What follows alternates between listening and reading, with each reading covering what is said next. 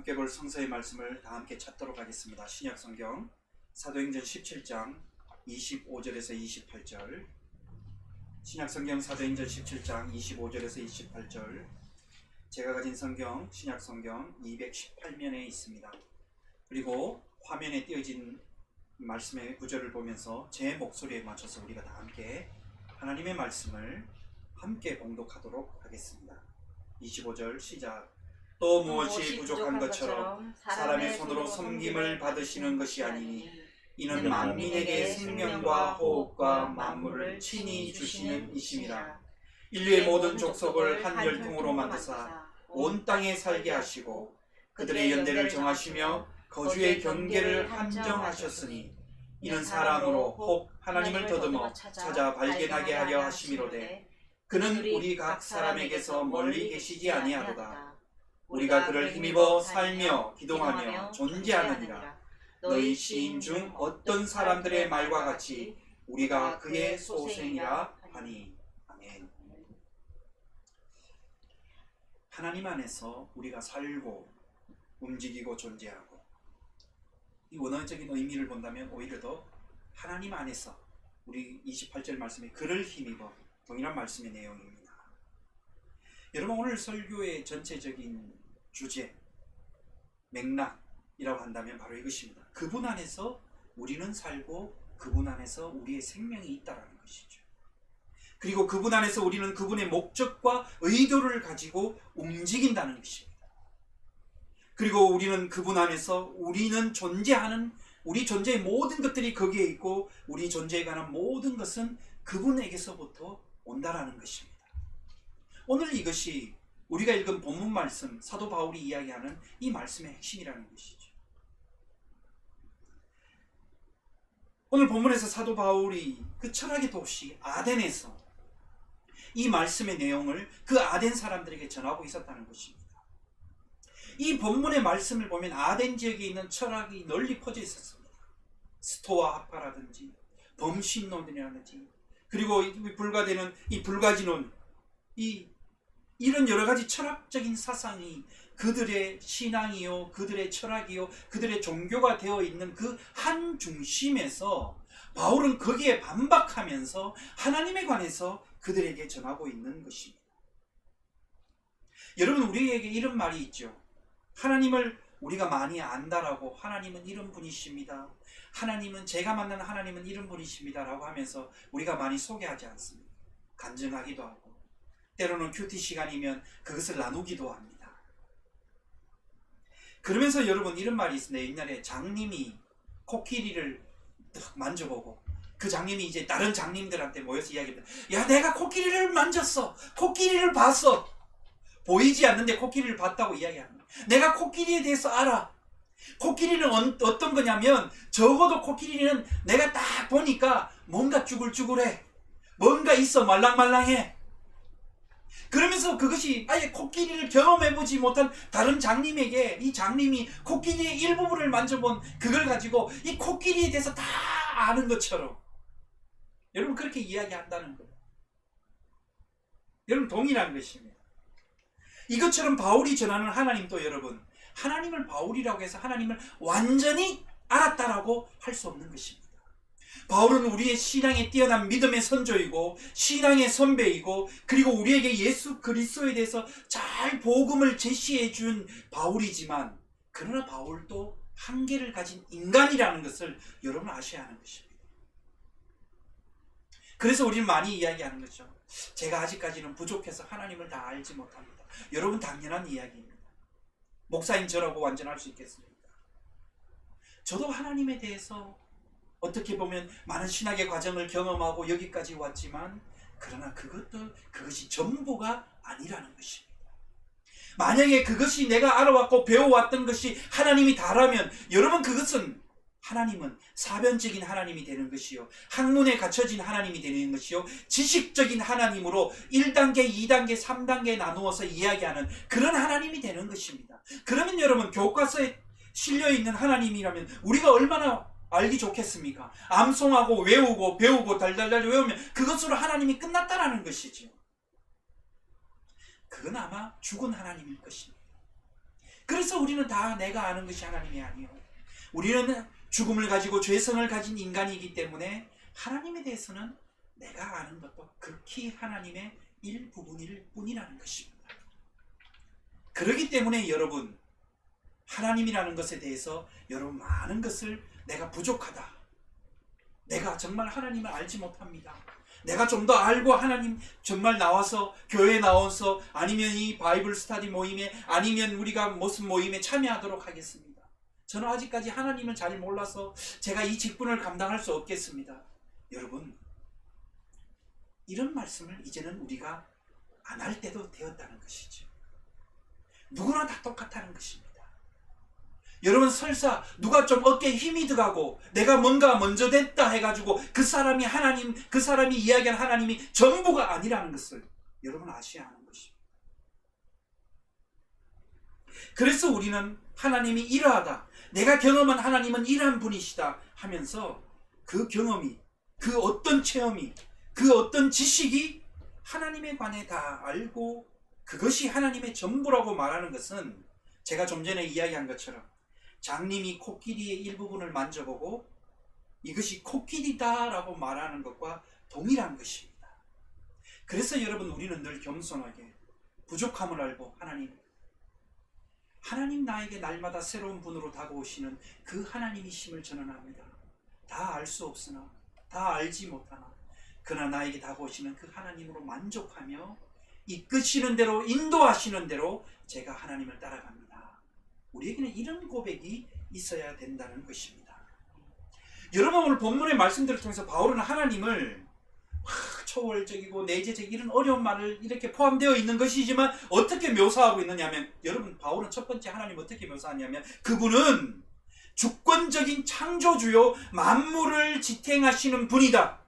사람의 도움 없이도 주관하시는 분이다. 그분은 사람이 자신을 인격적으로 알기를 원하시는 분이다. 왜 그러냐면 하나님은 인격적인 분이시기 때문에 하나님은 우리의 관계를 인격적으로 맺어 가신다는 거예요. 그들을 자기의 소생으로 보살핍니다. 이 가르침 이야기하고 있는 것입니다. 왜 바울이 이렇게 이야기했을까요? 여러분, 이 아덴이라는 것은 제가 설교를 시작할 때 굉장히 철학이 뛰어난 그 지역입니다. 그래서 거기에는 여러분 어떻습니까? 우리가 흔히 알고 있는 성서적인 언어로 표현하면 에피크로스 많이 들어봤죠. 그리고 스토아 철학, 이런 것들이 그 아덴 지역에 팽배했다는 것입니다. 여러분, 에피크로스 철학으로 유명하게 대표되는 게 불가지론이에요. 불가지론. 이게 뭐냐면 우리는, 인간은 어떠한 것으로도 신을 경험할 수 없다는 뜻이에요. 인간은 신을 알 수도 없고 경험할 수도 없다. 그래서 신은 저기 멀리 있는 것이고 신은 우리와 상관이 없다라는 것이에요. 또 스토아 철학에서 이야기하는 그런 범신론적인 게 무엇일까요? 우주와 세계 모든 자연의 모든 것이 신이다, 이런 세계관이에요. 어떤 특정한 대상만이 신이 아니라 우리가 바라보는 저 자연 속에서, 저 만물 속에서, 하늘의 삼라만상의 모든 것에서 신이 팽배하다 라는 것이 여러분 스토아 철학, 에피쿠로스 철학, 이런 아덴 지역에서 그 한 중심에서 여러분, 오늘 우리가 읽은 이 본문의 말씀을 가지고 바울은 그들에게 반박하면서 하나님이 어떤 분이신가를 전하고 있는 것입니다. 여러분, 여기서 보면서 우리가 마지막 절 읽었던 28절에 초기 기독교 역사 자료에 따지면 여러분 28절이 뭐라고 이야기하고 있느냐면 이렇게 이야기하고 있죠. 우리가 그를 힘입어 살아가며 기동하며 존재하며, 나중에 보니까 어떤 사람의 말과 같이라는 말이 있죠. 이 어떤 사람의 말이라는 것은 그때 당시에 이 철학적으로 철학의 시인이 말하는 말을 바울이 인용한 것입니다. 그래서 거기에 보면 우리가 그의 소생이다, 그로부터 나왔다라는 어떤 그 철학적인 시를 인용한 바울이 인용해서 이야기하고 있는 것입니다. 왜 그럴까요? 그들에게 예수 그리스도의 복음을 전하기 위해서 그들이 사용했던 언어를 가지고 바울은 지금 복음을 전하고 있기 때문입니다. 너희들이 뭐냐, 그로부터 나왔다, 그의 소생이 바로 뭐냐, 하나님이 우리를 자녀로 삼아 주셨다 라는 그러한 것을 가지고 이용하고 있다는 거예요. 그래서 더 나아가서 참된 의미는 뭐냐, 하나님의 형상으로 창조되었는데 이제는 더 나아가서 그 관계가 깨어졌지만, 창조의 관계가 깨어졌지만 죄로 인하여서, 그러나 예수 그리스도로 말미암아 하나님께서 우리를 향하신 자녀를 맞아주시는 그 구원을 통해서 우리는 회복되었다 라고 그들 앞에서 당당하게 지금 바울은 이야기하고 있는 것입니다. 여러분 욥기서의 말씀에 보면 12장 10절에 이렇게 나와 있습니다. 모든 생물과 생명과 모든 사람의 육신의 목숨이 다 그의 손안에 있다라는 것이죠. 욥기서 보면 뭡니까? 모든 만물과 모든 것들이 다 천지의 창조주이신 하나님의 손안에 있다. 그래서 여러분 바울은 오늘 본문 말씀을 볼 때 세 가지를 통해서 하나님에 대해서 이야기하고 있습니다. 첫 번째는 하나님은 천지의 주제이시기 때문에 사람의 손으로 지은 전 세계에 전에 사람의 손으로 지은 전에 계시지 않는 분이 아니라고 말하고 많은 말로 24절 이렇게 이야기합니다. 우리 읽지 않았지만 우리가 그 가운데 있는 만물을 지으신 하나님께서 천지의 주제시니 손으로 지은 전에, 이 말은 뭘까요? 사람의 손으로 지은 전, 이 말이 어떠냐면 유대인들이 생각하는 회당 성전을 이야기하는 것입니다. 그러니까 하나님은 사람이 지은 전 성전 안에 건물 안에 거기에 갇혀 계시지 않는다라는 것입니다. 여러분 그리고 이 아덴 지역의 철학자들은 신전을 지었지 않습니까? 신전에서 제사를 드리는 겁니다. 왜냐하면 그 신전 안에 자기들이 생각하는 신이 그 안에 있었기 때문입니다. 이때 당시 유대인들도 똑같습니다. 여러분 유대의 역사를 돌아보십시오. 하나님의 법궤가 머무는 그곳에 하나님이 계신다는 것이 아닙니다. 하나님의 임재, 법궤, 그래서 성전 사상이 여러분 유대의 역사를 통해서 만들어져 왔다는 것입니다. 그래서 예수 그리스도의 십자가의 죽으심 이후에 그 모든 것들이 깨어지고 이제는 하나님은 성전 안에 계시는 분이 아니라 하나님은 그가 지으신 모든 곳에서 우리 가운데 계시다라는 것을 예수 그리스도의 십자가의 죽으심과 부활을 통해서 그렇게 우리에게 하나님은 모든 것을 개방해 주셨다는 것이죠. 그런데 여전히 이때 당시에는 어떤 신전의 신이 있다. 유대인들의 사고와 유대인들의 철학과 그들의 믿음을 볼 때는 여전히 성전 안에 그곳에 하나님이 계신다. 그래서 여러분 그들의 유월절에 여러분 절기를 본다면 어떻습니까? 1년에 한 번씩 대유월절이 일어날 때는 유월절 절기를 지키기 위해서 흩어져 있던 모든 유대인들이 한 곳에 모여서 그들에게 희생 제사를 드리며 흠이 없는 순양을 가지고 어린 양을 잡아서 여러분 어떻습니까? 자신들의 죄를 회개하고 제사장을 통해서 희생 제사를 드리지 않습니다. 왜 그럴까요?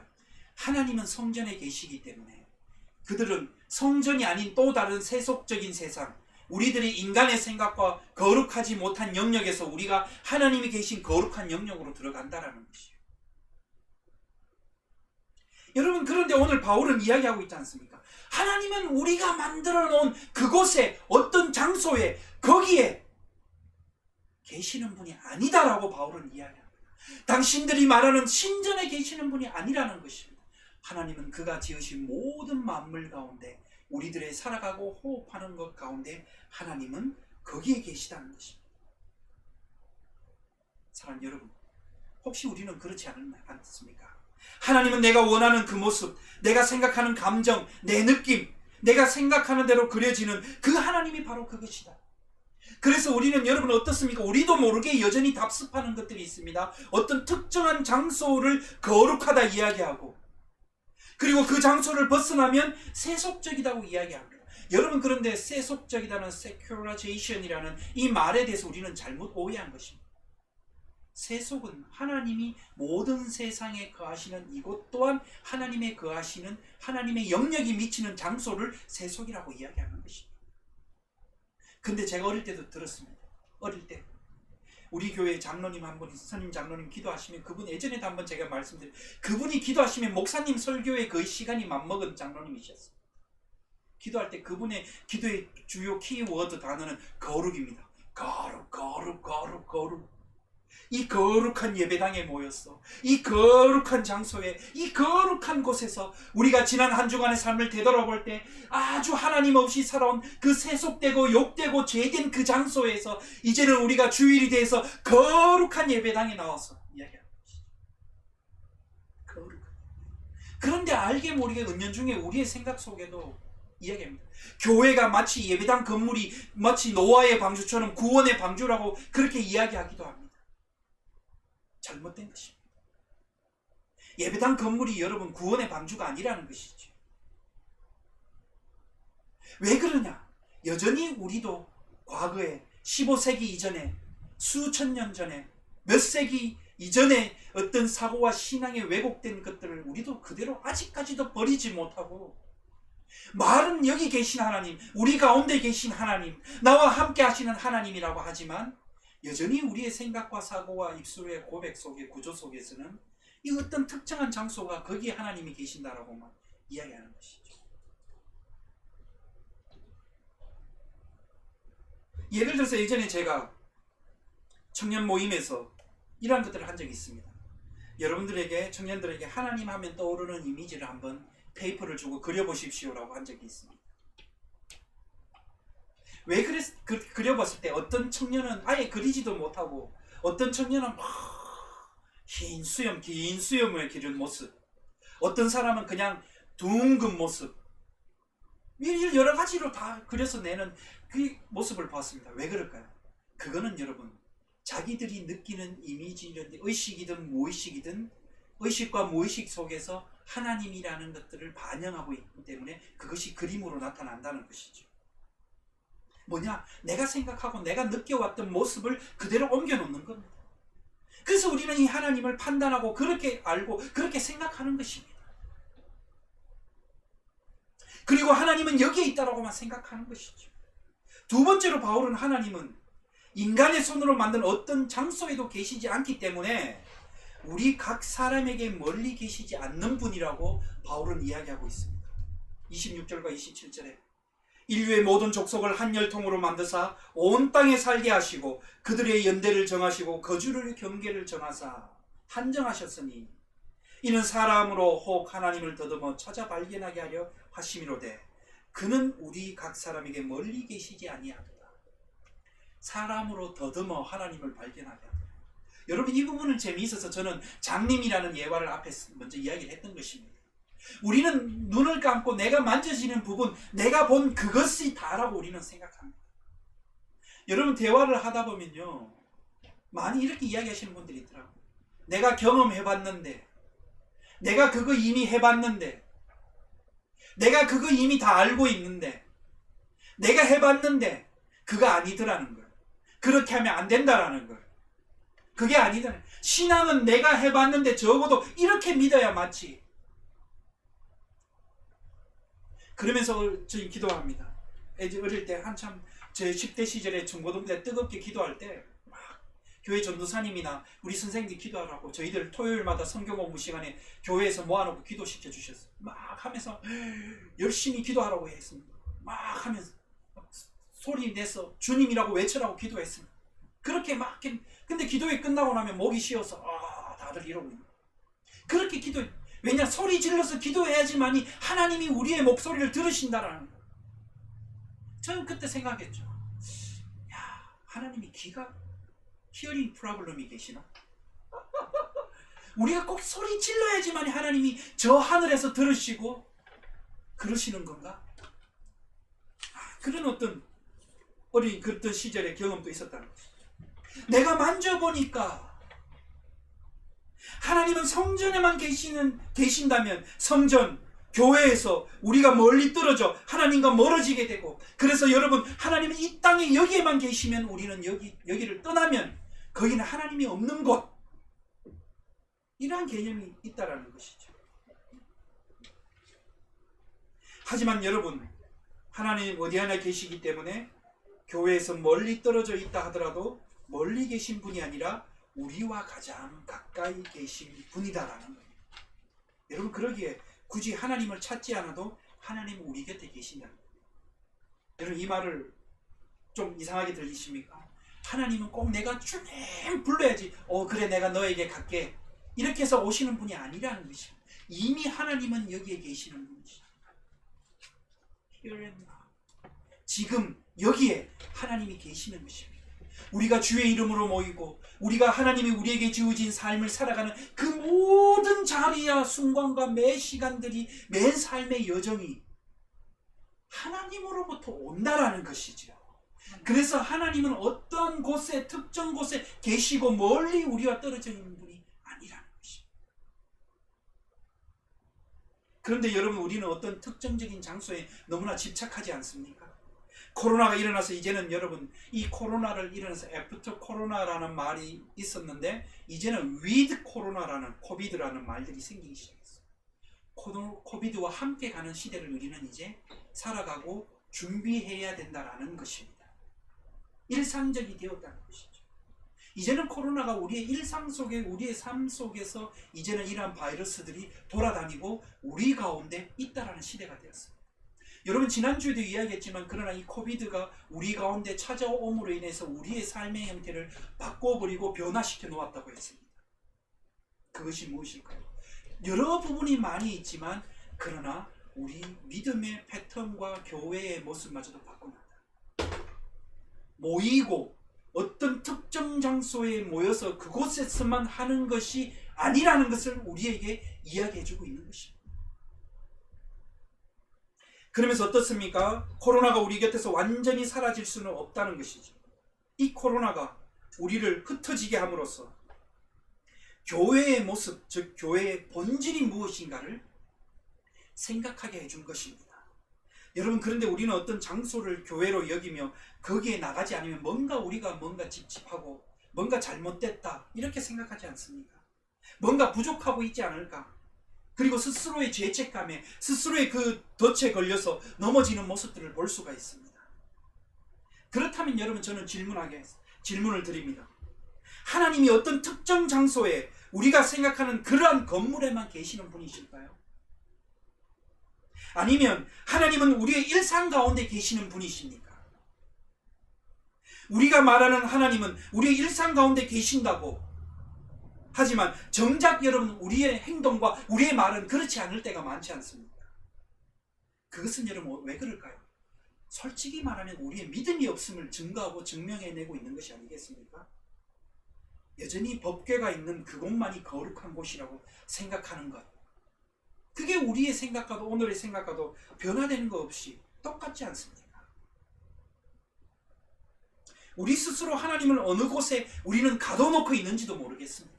우리 스스로 하나님은 여기 계시고 저기 계시고 모든 만물 가운데 우리를 이끌으시는 창조주라고 고백하지만 여전히 우리의 행동과 사고와 우리의 믿음의 고백은 여전히 하나님은 어떤 곳에 가둬 계시는 분, 우리는 그렇게 우리 스스로 그러한 것을 증명하고 있는지도 모르겠습니다.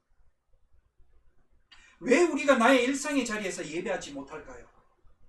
왜 우리가 나의 일상의 삶에서 하나님과 동행하려는 것을 어떤 특정한 곳에 의탁하고 거기를 기대려고만 할까요?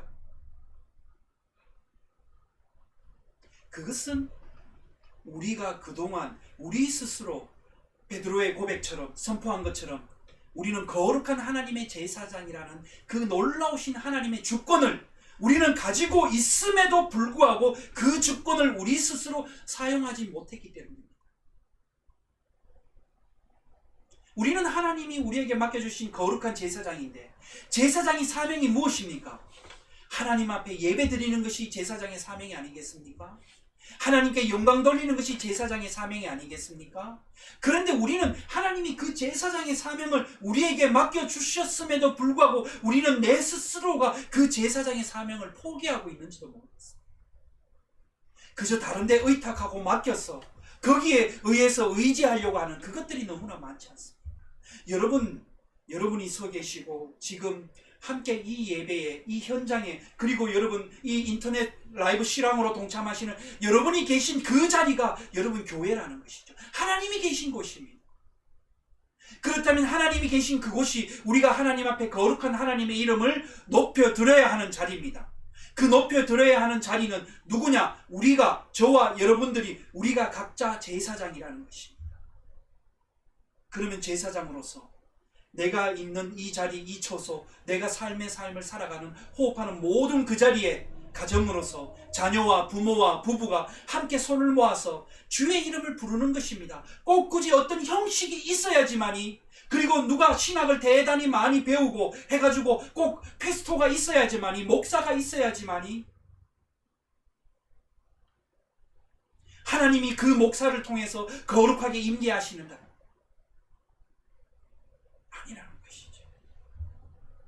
우리가 공동체로 함께 거룩한 뉴욕 참사랑교회에서 정체성을 가지고 예배 드리는 것이 있다면, 이제는 우리 각자 한 사람 한 사람이 하나님의 거룩한 제사장으로서 내 삶의 자리에서 예배하는 것에 우리는 제사장의 주권을, 여러분, 묻혀져 있던 것을 우리는 살려내야 되는 것입니다. 왜 포기하고 사십니까? 왜 여러분 남에게 그것을 밀어놓고 의탁하고 사십니까?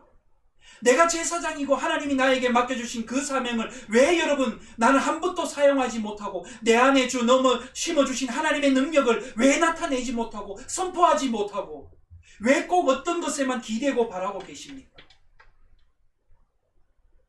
내가 아버지라면 아버지로서의 제사장의 사명을 감당하십시오. 어머니라면 어머니로서의 제사장의 사명을 감당하십시오. 그리고 여러분에게 맡겨진 자녀를 여러분을 잘 보살피면서 제사장의 사명을, 가정에서 교회를 세우십시오.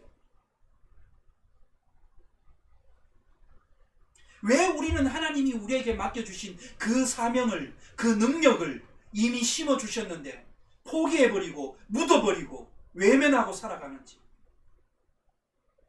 그래서 다른 곳에서, 어떤 특정한 곳에서 하나님을 바라고 찾으려고 하고 있잖아요. 그런데 하나님은 우리에게 오늘 말씀하고 있는지도 모르겠습니다. 얘야, 나 지금 너 옆에 있어. 내가 여기 있잖아. 내가 지금 너와 손잡고 있고, 너를 안고 있고, 너를 업고 있고, 너의 가정이 있고, 네가 가는 모든 호흡하는 곳에 내가 늘 떠나지 않고 여기 있는데 왜 자꾸 너는 다른 곳을 보며 아버지 이러고 있는 거야? 아버지 하나님 살려주세요 이러고 있는 거야. 너 귀 안 먹었어. 소리 지르지 마. 꼭 방언을 기도해야지만 네가 나를 잘 믿는 것, 그거 아니야. 다른 데 가서 관심을 다른 데서 두고 그게 하지 마.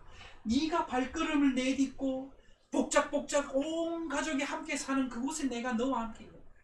너의 있는 모습 그대로 나는 너에게 제사장의 직분을 준 거지, 네가 어떤 특정한 능력이 있어서 내가 너에게 제사장의 직분을 준 것이 아니라. 하나님은 오늘 우리에게 이렇게 말씀하고 계시지 않을까요? 마지막 세 번째, 바로는 하나님이 만민에게 생명과 호흡을, 만물을 친히 주시는 분이라고 하시고, 여러분, 그래서 하나님은요, 솔직히 말씀드리면 우리가 뭔가를 바쳐야지만 하나님은 복을 주시고 응답하시는 분이 아니라는 것입니다. 천만의 제이시여 만만의 제이시여 이라는 것이죠. 하나님은 우리에게 받기를 원하시는 분이 아니라 하나님은 우리를 아낌없이 우리를 향해서 주시는 분입니다. 아멘. 그렇죠?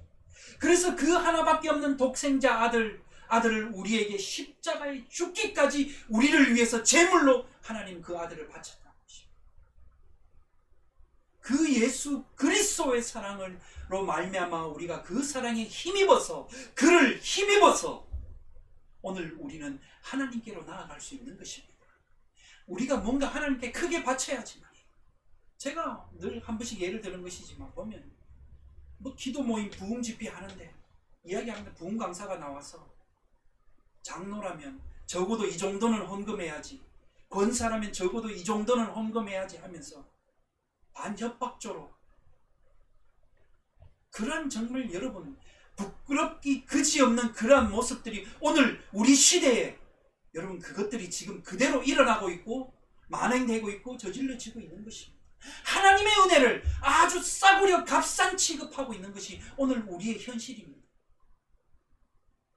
하나님은 우리가 뭔가를 크게 바쳐야지만 응답하시는 분이 아니라 오히려 하나님이 우리에게 먼저 자신을 주신 것입니다. 그것이 있다면, 단 무엇이 있다면 우리는 하나님을 향한 신실한 믿음의 고백으로 하나님께 나아가는 것, 이것이 우리에게 주신 사명이라는 것이죠. 여러분, 하나님은 부족한 분이 아니시나요? 오히려 하나님은 우리를 위해서 오셨고, 우리를 위해서 죽으셨고, 우리를 위해서 살아나신 그 분이 바로 우리의 하나님이시라는 겁니다. 말씀을 정리합니다. 바울은 이 모든 것을 정리하면서 어디에 계시고 언제나 어디에나 계시고 가까이 계시고 우리를 늘 돌보시고 보시는 분, 그리고 우리의 필요를, 모든 것을 거저 주시는 분이기에 우리는 그를 힘입어서, 원어적인 의미로 보면 그의 안에서 세 가지를 이야기합니다. 하나님 안에서 예수 그리스도 안에서 그를 힘입어서 살며 움직이며 존재한다는 것입니다. 할렐루야. 우리는 그의 안에서 산다는 것입니다. 우리는 그의 안에서 존재한다는 것입니다. 우리는 그의 안에서 움직인다는 것입니다. 사랑하는 여러분, 잊어버리지 마십시오. 내가 모든 살아가고 호흡하고 바라보는 모든 것들이 하나님 안에서, 예수 그리스도 안에서 살아있는 것입니다. 예수 그리스도 안에서 우리가 움직이는 것입니다. 예수 그리스도 안에서 우리가 존재하는 것입니다. 이것을 기억할 때 여러분, 우리의 삶이 얼마나 기쁘고 즐겁고 행복한 인생이 되겠습니까? 내가 존재하는 이유가 무엇인가? 내가 살아가는 이유가 무엇인가? 내가 움직이는 이유가 무엇인가? 그것은 바로 오늘 28절 말씀에 우리가 그를 힘입어 살며 존재하며 기동하며 너희 시인 중 어떤 사람들의 말과 같이 우리가 그의 것이다. 기도하겠습니다. 하나님, 오늘